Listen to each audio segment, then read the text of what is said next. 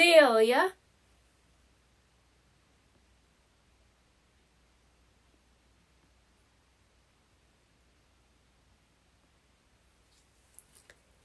It was a beautiful blue morning. Charlotte and Bruno were making mud cakes when Charlotte's mother called. There was a package for Charlotte. Inside was a doll. Her painted mouth was prim. She was dressed in linen and lace and delicate silk ribbons. Frail hands were covered with thin gloves. Charlotte found a note. Dear Charlotte, I saw this doll and thought of you. Tell your mother I'm coming for dinner. Love, Aunt Edmie. Charlotte didn't have a doll.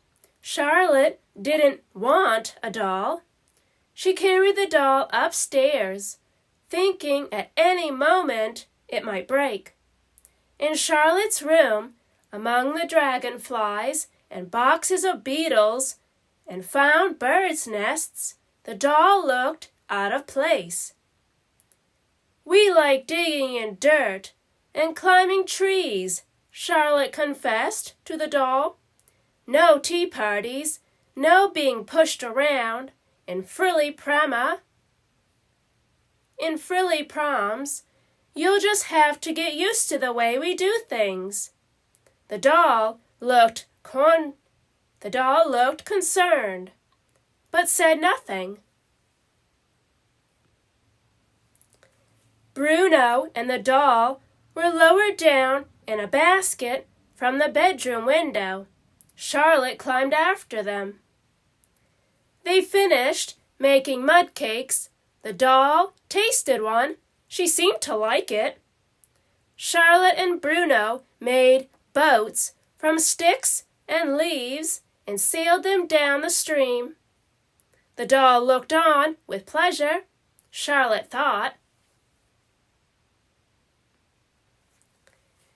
To Charlotte and Bruno's surprise, the doll took to fishing very well.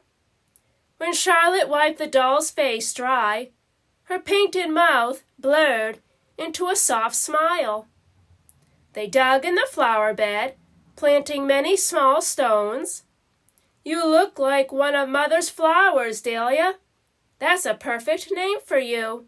Dahlia looked back brightly.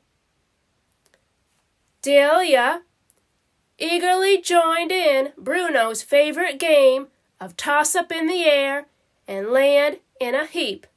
Her cheeks and chin grew brown and warm. The exercise seemed to do her good.